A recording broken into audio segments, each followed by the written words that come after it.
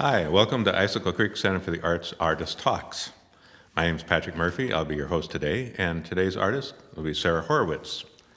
Sarah lives here in Leavenworth, and for the previous 14 years, she is in Portland, Oregon, where she was a member of the Atelier Mars printmaking workshop and taught printmaking at Portland State University. In addition to prints and drawings, Horowitz produces hand-printed and bound artist books under her imprint, Wiesedruck. Horowitz recently attended residencies at the Oak Creek Garden Foundation in Upperville, Virginia, and at ArtBellwald in Bellwald, Switzerland. She has received several grants from Portland State University and the Regional Arts and Culture Council, Oregon. Her prints and drawings are represented by Froelick Gallery in Portland, Oregon, and her books by Kenneth Shure. Horowitz books and prints are in public and private collections throughout the world, including the Library of Congress, Portland Art Museum, Stanford University Green Library, the New York Public Library, Wesleyan University, and Yale University Bookstore, Benicky Library, And an artist friend told me that she was so excited that I was talking to Sarah because people in Leavenworth don't know that there's a Leavenworth da Vinci living right here in Leavenworth. Or maybe it was Leonardo DiCaprio. No, it was Leonardo da Vinci. So tell us, what are you known for? You do have a certain fame. What is your fame? Well, I guess we never think of ourselves that way. But I think it's about how I approach my subject matter, my botanical work, and my book arts. And then the work being in collections makes it accessible to students all over the country. So you specialize in a certain technique, is it like printmaking is what you're really known for? Yes, definitely. I've seen your press. It's like several hundred pounds, 1,000 pounds, I don't know. 1,200 actually. 1,200. Yeah, I was trying to be nice. It was 1,200 pounds. Yes. So can you tell us a little bit how that all works? Well, I'm a printmaker at heart, so I went to school for math and physics, actually, but I went to liberal arts school, Hampshire College, and got into arts. I'd always done art as a child, and I went to an art school for a summer and fell in love with printmaking. I learned etching and woodcuts. And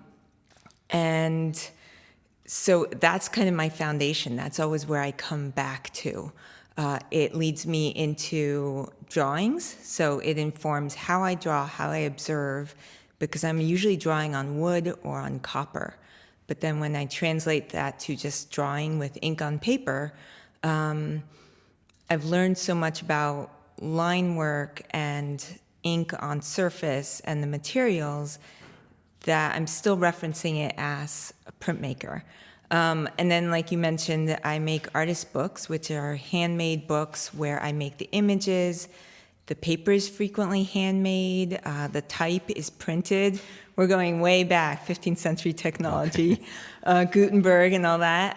So the text is printed by hand with a letterpress, and then it's all bound, hand-stitched, that kind of thing. But my reference point is, again, printmaking and the images. And so how I come to content, to whatever I want to draw or whatever I want to make the book about, always comes back to how I make the images, and that comes down to making etchings and woodcuts. So the etchings seems like it's been something that, like you said, was very popular in centuries past, but not quite as popular nowadays? I think there's a revival, and there's always a response to our technological present, with books being on tablets and all that. So there's always a pushback. So it's actually in a small niche, really popular. But prints, woodcuts, etchings, that kind of thing, are a way to make multiples. They're a way to make more than one that are exactly the same, or as close as you can get to pre-photocopiers. So printmaking was the photocopier of the 14th, 15th, 16th, so on centuries, because you could, for example, make an image on a wood block of a violet in Greece And then you could print it, and you could print 100 of them. And so the person in Greece and the person in England could compare the same image, and therefore you could transmit scientific, botanical, other knowledge could grow that wasn't based on text or numbers because you had multiple images. So printmaking used to be just a way to make lots of images, and now it's fancier. It's more rare. But it takes a long time to do one of these. It's not just Yeah. not just one per 10 seconds type thing. It's No, it took me a month, 30 days to print my last book, which had 42 etchings in it, and there were 40 copies of each, so I printed 50 because you always make mistakes. So that was a lot of printing, around 2,000 images, and each one gets hand inked. You put the ink on your plate and run it through a press with damp paper, and so each one has to be processed by hand. wow. And did you bring an example with you today?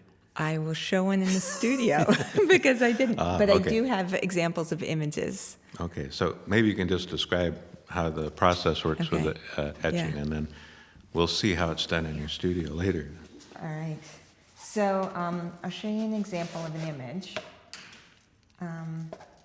An etching is, I use copper, but generally any kind of metal, which is coated with a waxy substance because wax resists liquid.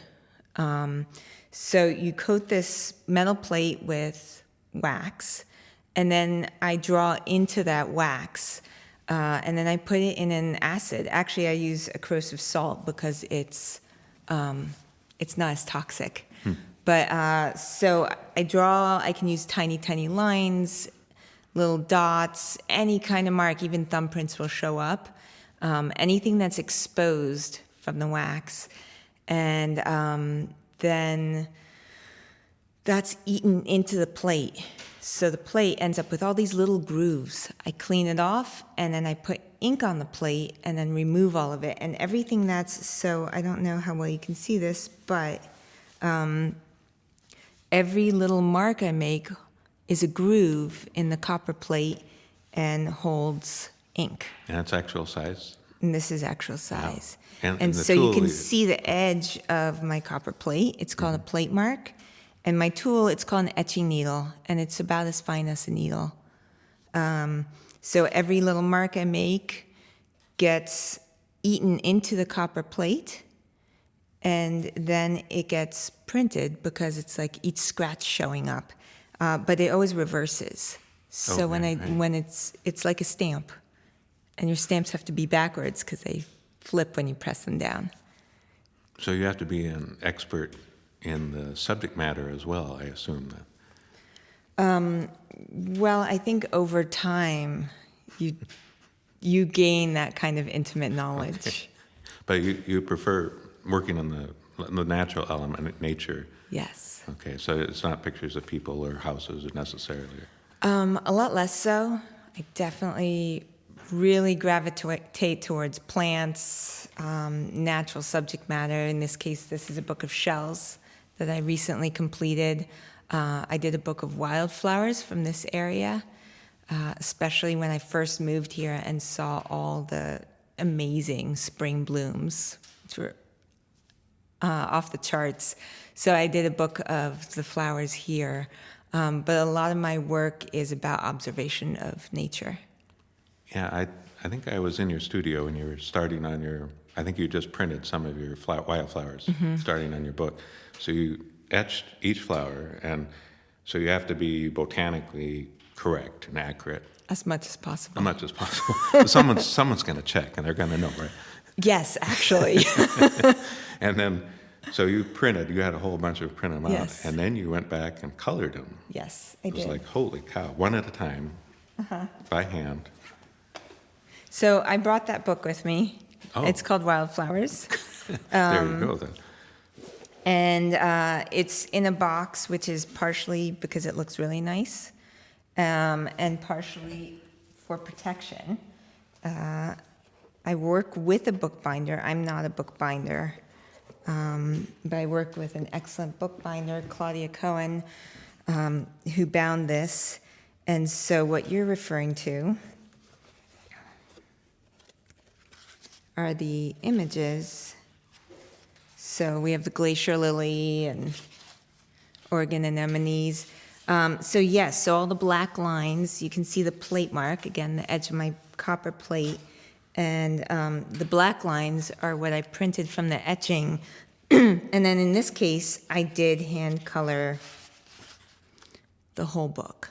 Wow. Because it's, in my work, it's always, the most important element is, I guess, vision, how I imagine it to be, what seems, just the way I'm translating the subject, so color was crucial to these flowers. And so I had to find a way to include color, and they were definitely drawn with hand coloring in mind, that I was going to be coloring them. It also, a book of flowers ties into the tradition of herbals. So a lot of early printed books were botanical books documenting an area, but also with information about what the plant looked like, its medicinal qualities, and how it could be used. And those were the early herbals. And a lot of them were done with prints, because then you could make more than one. And hand coloring was the easiest way to impart color information. Okay. So tying into that history of herbals and botanical studies, and then also herbariums where people are collecting samples and saving them, color was an important aspect. So I don't always hand color my work, but in this case, it was an important part of the history and the identification of the plants. So you're trying to get enough information on there that was technically correct for identification, but also an artist's interpretation of, you get to choose the composition, the layout, the color of how you present the plant. Yeah, those are really cool. Thank you. But then you have to paint, you have to stay inside the line the whole time. When you Well, paint them. that's up to me. So you print them first and then come back and. Yes. Yeah, so that would be. Yes. And in this case, because keep in mind, I'm painting 50 of Louisias, I mixed my colors. I mixed the green, the yellow, the pinkish color, and then go through and do all the green and all the pink and then all the yellow and go through each sheet. Wow. But you're right. So there's the historical context, there's the referencing of botanical subject matter, and I always run into experts who know, well, I know your area, and do you have this variation or that variation of plants? So I always run into people who have a lot of knowledge, and so I do feel a certain amount of obligation to be as accurate with my representations if I'm drawing plants, for example. Because I'm telling a story about these plants in a way, and I really want to get it right. But then also it's about my own representation, composition, lines and marks. And then on the bigger scale, it's about this area. And I used a piece by Tim McNulty that talks about the mountains, the water flow, and the glaciers, and how this area is really special. How the glacial period made it this sort of incubator for flowers and plants and animals. And so this book tells that story. And by telling that story at this point in time, you also have to acknowledge climate change, because that's affecting what is here. And so some of these plants are specific to this area, and they might not be in the future, or their habitat might shift range. Right. So it touches on a lot of different aspects. Yeah, we have some plants up there in the hill that don't occur anywhere else in the world. It's Right. right here in Exactly. Mountain Home. Exactly. Did our plants, or was that something that brought you here to Leavenworth? I mean, you had a successful career elsewhere. You could Yes. have done this anywhere. But It was a really nice side effect. It didn't bring me to Leavenworth. My husband's a mountain guide and a climber, and his wanting to be in a smaller town and closer to nature made Leavenworth the specific location where we ended up. But having been able to work in a place like Portland, Oregon, gave me the freedom to move somewhere else, because I still show in Portland, Oregon, and now have connections all over the country and throughout the world. So it gives me the freedom to be here. Yeah. well, we're glad you are. We like it here. Well, I didn't expect the natural aspect to be so amazing, but it turns out to be a really good fit.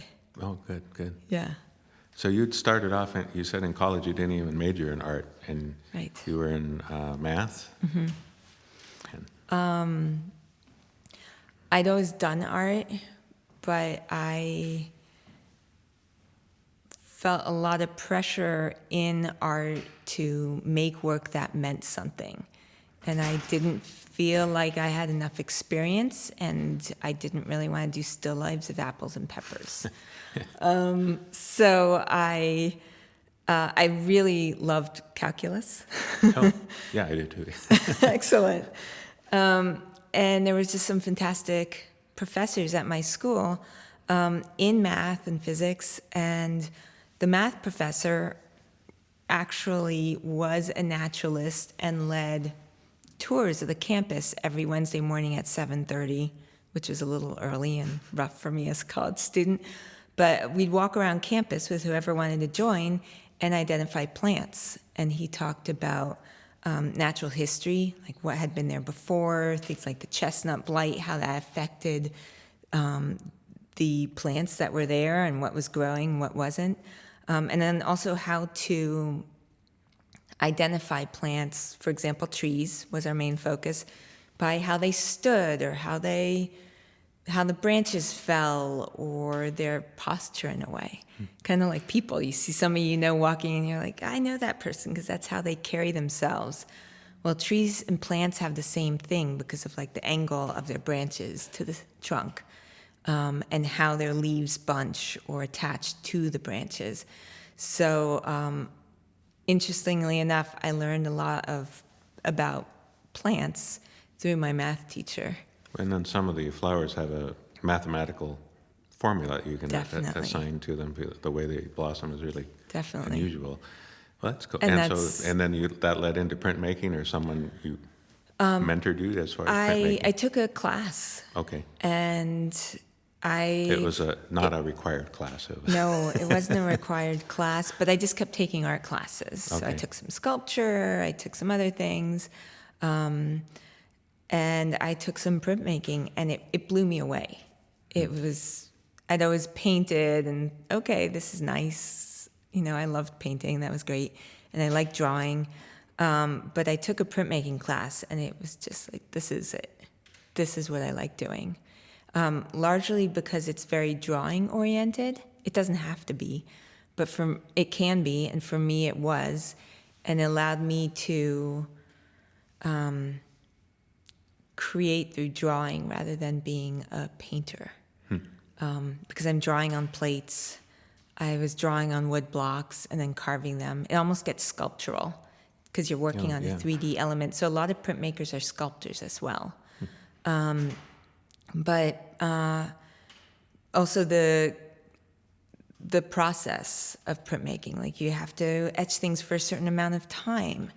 How you draw lines, how you put the grounds on, the wax coating, how long you etch things for can change the line width. And so each part of the process affects how this image looks. So it's a little bit of chemistry, a little bit of math and process tied in with drawing. Wow. So I wish we could show it right now. Go look at it, but we'll just imagine. It's really cool. Yes. And then using this press you got from somewhere, Connecticut, is that correct? Massachusetts. Massachusetts, okay. Yeah. Well, it's one of those states, yeah. So my press is the Etching press of the artist Leonard Baskin, and he is a giant in the 20th century. He's also very much a printmaker, huge monumental woodcuts, gorgeous etchings. He made artist books, and he also did stunning bronze sculptures and tied in a lot with myth and history. So I got to know his work. A lot of his work inspired my artist books. I saw them and thought, that's fantastic. How do I do that? And I got to meet him at one point, and it was actually his last art critique before he passed away. And then got to know the family, and eventually I got his etching press when there were nobody else had a need for it, and it was getting rusty in the barn. And so I worked with somebody to clean it up and had it shipped here to Leavenworth. Oh, wow. Yeah. And no electricity at all. No. No, all hand-driven. Yeah, it's like the wheel is like... I don't have a big wheel. I wish I did. Oh. A lot of presses do have a big wheel because they have to turn the gears, and mine has a little crank. But it's definitely a workhorse of etching presses. And work out, too? It's the only time I lose weight is when I'm Sure. printing. Yeah. Well, so you got into college. You started getting attracted to it, and you this worked into a career then. And the niche that you were in, the printmaking and the botanicals, is that very specific to you only, or is that? Well, two different things there. I started working in printmaking, and when I graduated, I was able to continue using the the printmaking studios at the University of Massachusetts, which was basically next door. And because I went to school on a very rural campus, I started working with what was around me.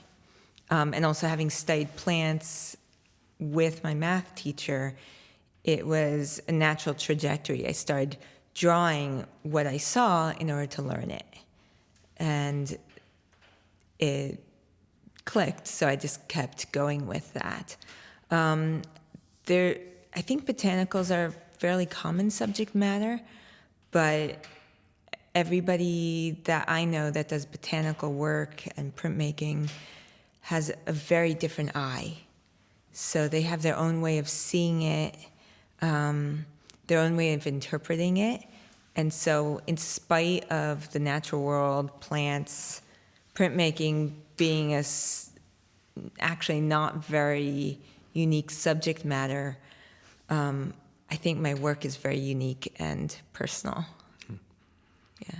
And your books, your art books, are your primary product that you produce?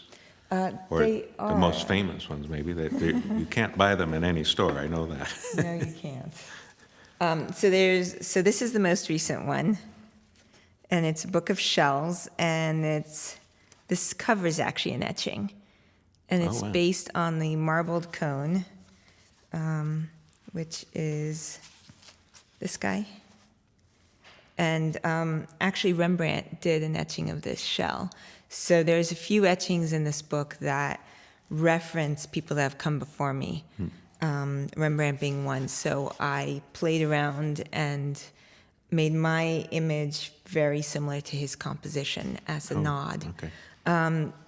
But so books are one of the main things I do. And then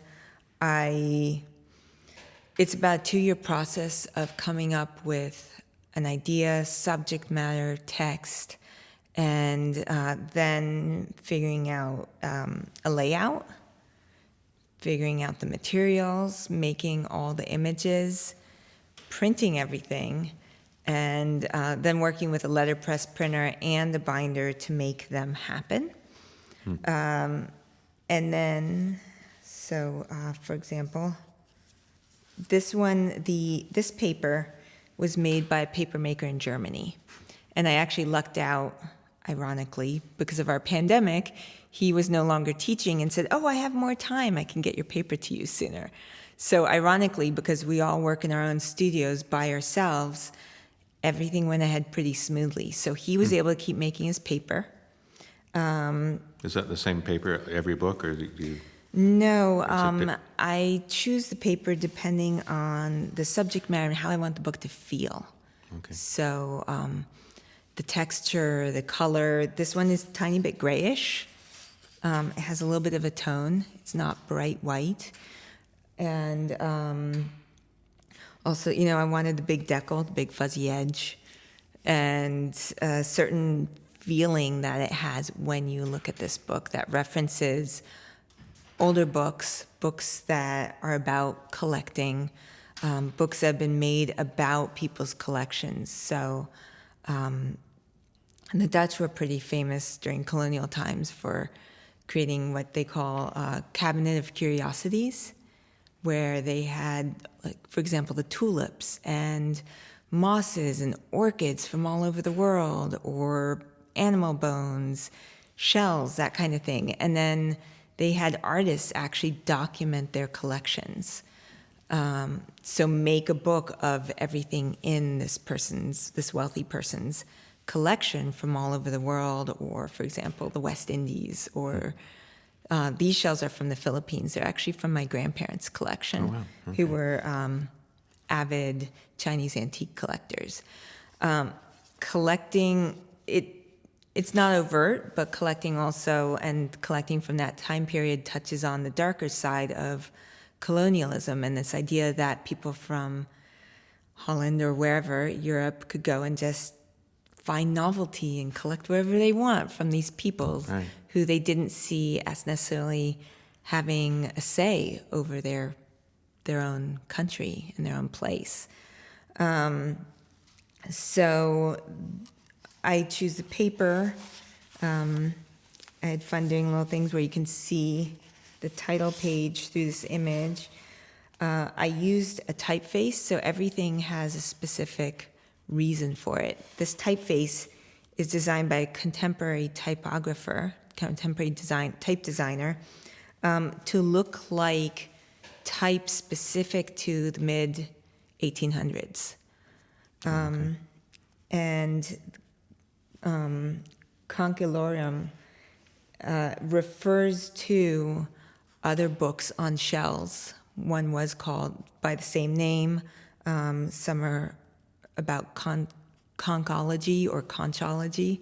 I haven't been able to find an authority to tell me exactly which way you say it. But this book very much references other books about shells from the mid-1800s. Also because I then used an essay by Edgar Allan Poe, who actually, along with Telltale Heart and everything, wrote an introduction to a book about shells, on why the study of shells, conchology, was essential to our understanding of natural history and to the history of the earth. I did not know that. I thought he only knew ravens, but Most people didn't. I didn't until somebody at the Boston Athenaeum, the Boston Library, said, "Hey, there's this great essay." And so that's how things happen sometimes. Yeah. Somebody says, "Hey, did you know that so-and-so wrote about this? You should check it out." And then I dive in and end up finding amazing treasures. So in this case, then it became this book about the shells and about collecting, about the study of natural history, and again, the positives and the dark sides to that. But then this book is frequently purchased by rare book collections and special collections in libraries. And libraries purchase not only old books. When people think of rare books, they think of really old books. But they also collect artist books. and they collect what fits their collection. So if they are specifically interested in natural history or shells or Edgar Allan Poe, the wildflower book, for example, the Pacific Northwest, endemic plants, that kind of thing. So it's a lot about what fits in their collection, and then their collections are specifically for education in addition to collecting. So many classes of students will get to see my work through that. Oh, fun. I saw in one of your references on your webpage that you'd had some quotations from Virginia Woolf. And Yes. back in my college days, which a little while ago, I was a librarian assistant at the library at Washington State University in Pullman, Yes. Washington. And they had, in the basement of their library, stacked in boxes, were all of Virginia Woolf's personal papers. Wow. And I always thought that was kind of a curious place to have it in Pullman, Definitely. Washington. But that kind of cued me in. So do you make your own papers as well? I don't make my own paper. I work with paper makers. Okay. Because that is an entire world in itself. And being a good paper maker takes, again, chemistry, all kinds of studies, huge beaters and vats and paper pulp. And then I would need another studio. Well, you got time, right? Yeah, and I know you don't do just printmaking. I Right. saw some of your work with the Cha-Cha program, Yes. which was, that's with the Icicle Fund, is that right? That was through the Icicle Fund, supported by Methow Arts and Icicle Creek Center for the Arts. Yes, and I saw this photograph of you working on this humongous piece of paper. It was like Yes. 12 feet? Yes, 12 feet Yeah. wide and maybe 3 feet. roughly. And you did this entire image of a mountain landscape on this paper. And it Yeah. was like, wow, it was, Yeah. I wanted it, but, I brought a mini one. oh, good. Mini version. I made this during the Cha-Cha residency. So I was lucky to spend 3 days in the Methow working from the environment. And our theme was Cha-Cha, so conservation, history, and art. And we spent time at the different William Stafford poetry sites. So 7 or 8 of his poems are posted throughout the Methow. And so it tied in perfectly because I'd been wanting to draw up at Washington Pass. And like you saw, one of the things I've started doing actually at the residency in Bellwald in Switzerland was making large landscapes. And you can purchase Japanese paper, what people think of as rice paper, but it's actually frequently mulberry fiber. It's called kozo paper, and you can buy it in rolls. You can also buy it in sheets, but you can buy it in rolls. It's very strong because the Japanese papers have long fibers, and so it's tough. And I basically prepare these large rolls of paper, like you said, 12 feet, 9 feet to 12 feet, and they're about 36 to 38 inches wide, so I can get as big a sheet as I want. I draw on them with ink, so it looks like painting, but I have a very large pen that I dip in ink and try to capture the landscape on this large scale. And so that residency, it was sunny, it was warm, it was perfect. I was sure I was going to be out there in like 10 layers, trying to keep my paper dry. But when I've had the opportunity, I've started trying to do these large landscapes. In Switzerland, I had a chairlift, so I just took my paper up, and I didn't have to really hike much at all. Here, I've had to hike Icicle Ridge to get up there. But for Washington Pass, obviously, you just drive there. And I was able to find a nice spot where I had a view of the mountains in the pass and create a large landscape. And part of the idea behind it is marking a moment in time. So I'm drawing this. I only have an hour or two. I can't spend all day there. Sometimes it's cold, sometimes it's too hot. I've had aggressive sheep coming up to me, meaning like, what are you doing in my space? Helicopters moving things over me, slightly terrifying. Rain, impending rain, wind. And the idea is to get my paper down on the ground. Sometimes it's heather, sometimes it's rocks. Weigh it down with rocks and find a sense of that landscape. And so it's not a long, drawn-out process. It's like, right now, how fast can I draw? But it's about this moment in time. And to get a little meta on you, as you pass through a landscape, it takes time. But you're also capturing just this one moment of time. And I recently learned how climate change is changing our geology. And so I wanted to capture that place at that time. What I mean by that is, I think of plants like, oh, this plant might not survive here, or these birds might migrate, or, those things seem like they can change. But our mountains, our rocks seem like solid. They don't change over our lifetimes.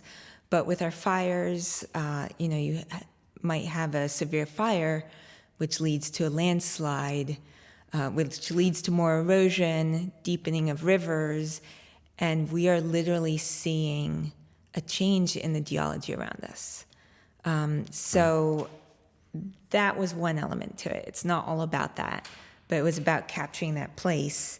This is a little mini. I did this next to a friend of mine. Actually, I think I was in the back of her car. And this is actually a watercolor painting, which I never do, ironically. I don't paint with watercolors. I hand color etchings with watercolors. Okay, so the line work is, first, then that. Yeah, exactly. But this is with walnut ink and watercolors in the metal, trying to capture the valley. And I made a few notebooks to play around with this, so that I would have something to work with. But it's a similar idea, except I couldn't carry those landscapes here. So it's a similar idea of capturing a place in a moment, and I really like this format of this very long drawing that fits these landscapes. In this case, it was fun to make a little accordion book out of it. It's really cool. So you're going to be doing another one for this watershed, Yes. Is that correct? That's correct. Yay. It's at the end of May. Every residency I've done in recent years, I've used a notebook, a sketchbook, and previous ones I've just bought a sort of horizontal landscape sketchbook. But for a residency that's 3 days, I don't think I can fill a 60-page sketchbook. So I've been making my own little tiny sketchbooks for the residencies, and I'll continue to do that. I'm really looking forward to it being blooming season. We'll be in the thick of it in late May, especially since we still have so much snow right now. Yeah. So I'm looking forward to tying in the landscape, the flowers, and possibly tying flowers and our natural subject matter into my next projects.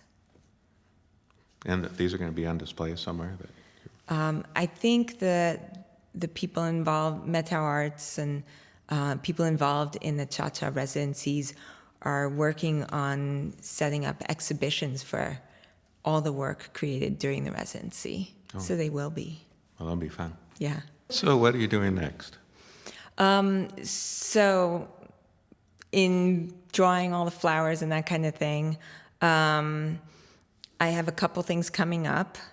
One is my next book, which takes a little bit of a shift. So I'm actually going to draw people and houses, shockingly. Yeah. But it does tie in. I'm going to do an artist book based on the Baba Yaga story. Baba Yaga is one of the iconic witch fairy tales from Russia. My background is Jewish and Eastern European, so this ties into something that, also a love of fairy tales my whole childhood. I read stories constantly, and it's a story I've been wanting to work with for years. Has your daughter encouraged you? Definitely. Baba Yaga lives in a house on chicken legs, and she's in a dense birch forest, and it's the classic story of father becomes widowed, evil stepmother sends girl into forest, there's an evil witch.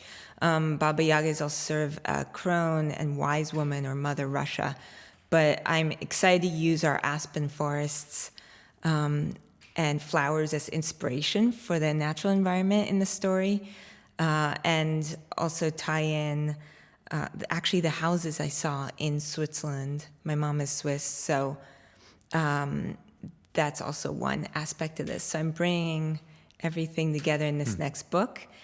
And also I have a show opening April and May in Portland at the gallery I show with Froelick Gallery. Oh, very cool. So how would you describe being female and Jewish? Has that impacted your career? Definitely. Okay. It's not all of it. The lines about who we are and where we're from don't define everything or how our brains work and our interests.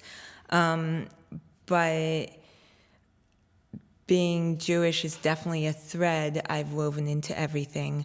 And actually got me started because that culture is sometimes called the people of the book.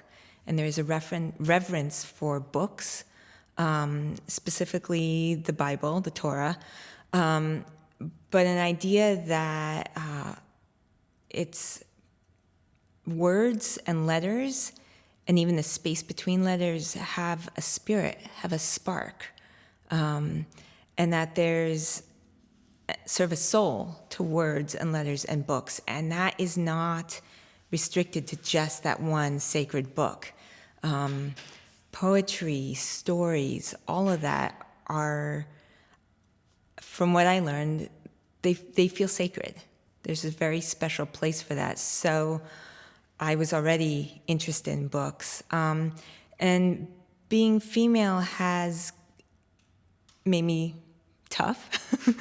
I've had to have a thick skin about approaching people and being able to do and work with what I want to work with, but also inform my story. And so a lot of times I work with women bookbinders, finding designs by women and trying to weave stories of women into my work.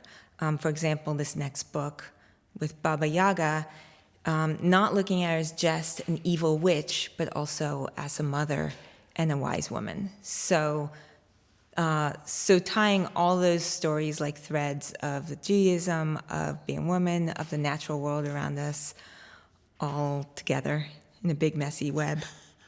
But it fits your skill set there, just Absolutely. everything you like.